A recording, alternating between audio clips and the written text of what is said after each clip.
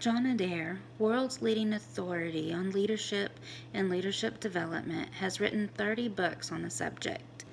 He is one of 40 individuals worldwide who is identified as contributing to the most to the development of management, thought, and practice. Adair has lived a very interesting life that has provided him many different world experiences. He studied at St. Paul's School in London, served in a regiment in the Arab Legion, worked as a deckhand on an Arctic trawler, and as an orderly in a hospital operating theater.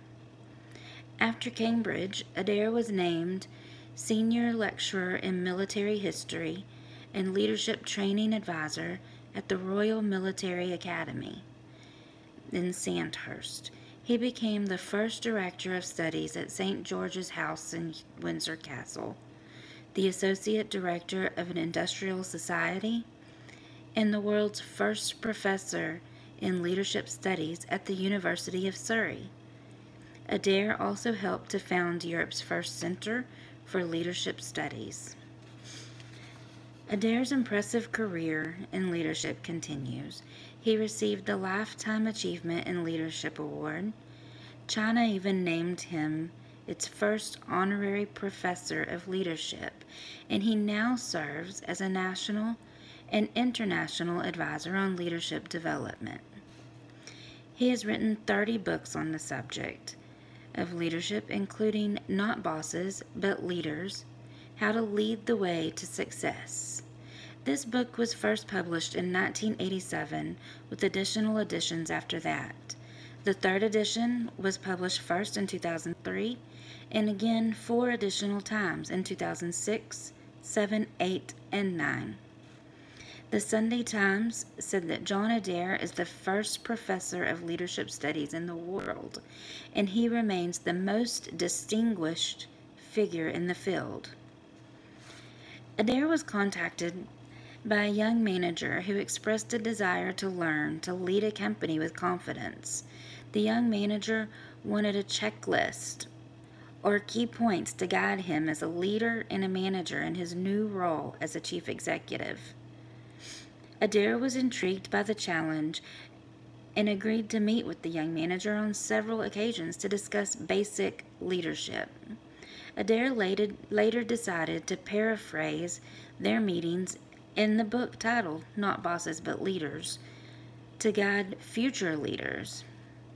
Adair wrote the book in the form of a conversation between himself and the new manager. Simple and easy to understand, Adair's target audiences are people or leaders at every level within the industry. This easy-to-read, short chaptered book compares leadership skills, strategies, and qualities to simple, everyday life. For example, Adair says success occurs when teams, individuals, and tasks interact. He compares the team or the group to a deck of cards. There are aces, kings and queens, jokers, jacks, the essentials, which are 10s, 9s, and even some 8s. And then there are 2s, 3s, 4s, and 5s.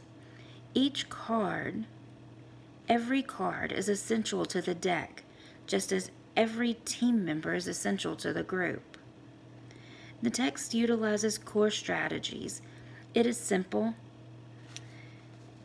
and not advanced by any means. Not Bosses but Leaders provides readers with a basic concept. I believe the book is excellent for new emerging leaders to provide them with an understanding of core skills that are needed to be effective. If the reader is an expert at leadership, the book may be a bit basic for them. However, I do believe it is a good read for leaders of all levels in order to keep the leaders grounded with the essentials. Throughout the book, Adair summarizes the dialogue into key points or takeaways that are easy to remember, and they help to instruct leaders at every level within the organization. Adair's text provides a vision of the young manager sitting across from him during these meetings. You see the young man stand and walk to a flip chart, begin writing the things that they are discussing. The visual reaches the audience on several levels. One of the key points states, "You can be appointed manager, but you are not a leader until your personality, character, your knowledge, and your skill in performing the functions of leadership are recognized and accepted by the others involved." It is my recommendation that all new leaders, the individuals who are in a different leadership role, are provided with a copy of the book. Adair utilizes this book to provide a foundation for the leaders. It is a cornerstone of leadership. I also recommend efficient leaders and those who have been in the leadership role for many, many years keep a copy of this book on hand. I believe they should read it again when there is a lull within the organization, because it could be as simple as recognizing that because you are a good leader at one level, it doesn't necessarily mean that you will lead well at the next.